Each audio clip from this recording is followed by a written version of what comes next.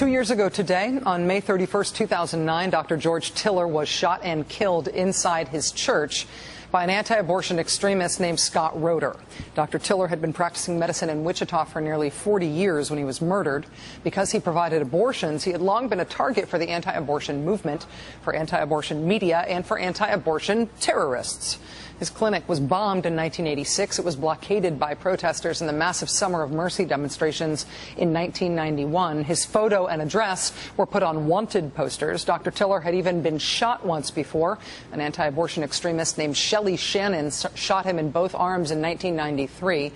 The doctor survived that attack. He was back at work the following day. But 2 years ago today, another anti-abortion extremist, a man who had befriended Shelley Shannon, who shot him before while she was in prison.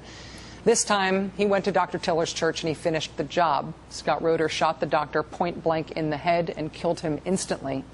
9 days later, Dr. Tiller's family announced that his clinic would be closing. Today, there is no abortion provider in Wichita or anywhere else in south central Kansas. The first doctor to announce her intentions to provide abortions in Wichita, Dr. Mila Means, has had protesters gather outside her family practice in Wichita, as well as outside her home, which is well outside the city. She's been sued by her landlord to stop her from providing abortions where she currently practices. She's had wanted-style posters emailed around targeting her.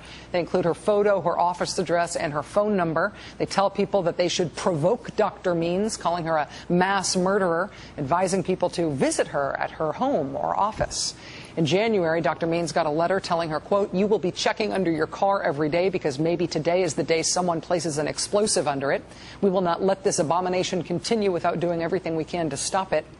That letter came from an anti-abortion activist who befriended Dr. Tiller's murderer in jail and told the Associated Press that she admired what he had done.